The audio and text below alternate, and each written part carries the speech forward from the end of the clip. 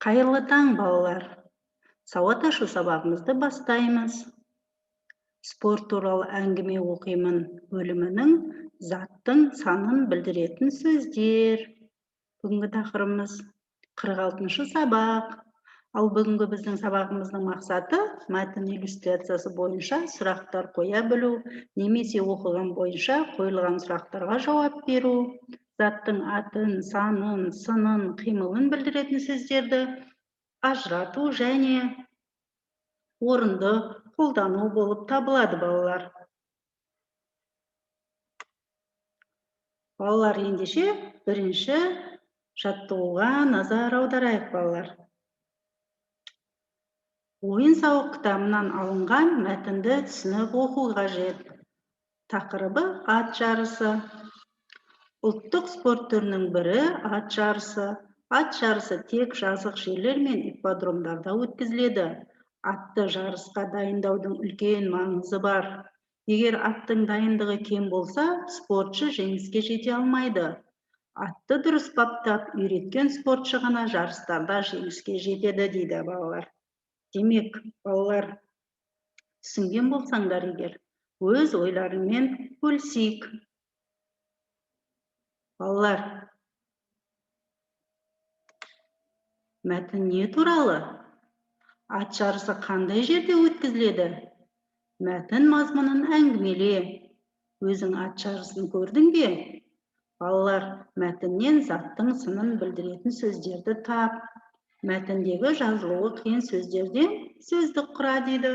Ал мен сендерге, балалар, түсінген болсаңдар, өз ойларыңды бөлісуге уақыт беремін.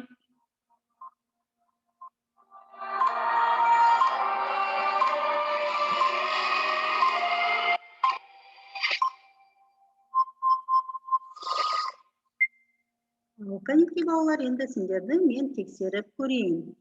Яғни, мәтін ат жарысы туралы екен, балалар.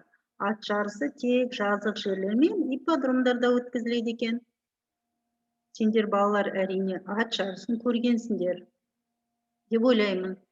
Ол жазық үлкен. Ипподром жорға және бәйге аттарын сынайтын, ат спорты жарыстарын өткізетін ғимараттар кешені, балалар. Балалар, сендерді дәл осылай тапқан болсаңдар, онда өте дұрыс орындадыңдар, жарайсыңдар. Келесі тапсырмаға назар аударайық. Енді жұмыс дәптерімізді екінші жаттығуды орындаймыз. Балалар, сандарды сөзбен жазу қажет екен. Бізде 1, 7, 9, 4, 6 деген сандар берілген. Міне осы сандарды біз сөзбен жазуымыз қажет екен. Ал қане сендердің дәптерге осы сөздерді сөзбен жазу үшін мен уақыт беремін.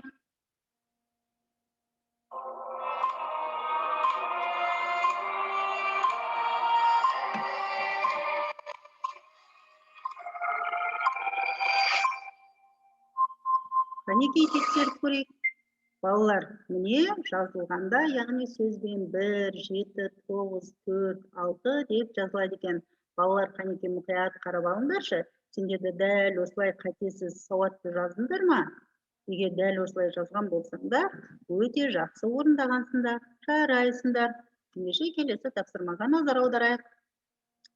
Келесі тапсырма 3-ші жаттығу. Тағы да дәптерімізге назар аударамыз. Яғни, жұмбақ өлеңді көшіріп жазуымыз қажет екен, балалар. Саған жақын бір адам 3 әріптен тұрады. Оқысаң да қай жақтан бір сөз болып шығады, дейді балалар. Қанекей ойланып көрейікші, мен сендерге жұмбақ өлеңді көшіріп жазуға уақыт беремін.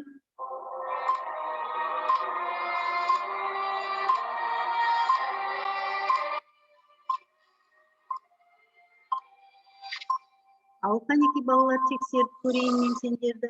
Жұмбақ өлеңді көшіріп жазып, жауабын тапқан болсаңдар, тексеріп көрейік.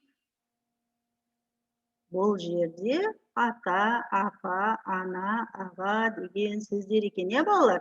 Балалар, сендерді дәл осылай жаздыңдар ма? Егер дәл осылай тауып жазған болсаңдар, дұрыс орындадыңдар, балалар, жарайсыңдар. Келесі тапсырмаға назар аударайық. 4-ші жаттығу. Ребустарды шеш. шешуіндегі сөздерді қатыстырып сөйлемдер құра дейді. Ал тағы да мен сендерге балалар уақыт берейін.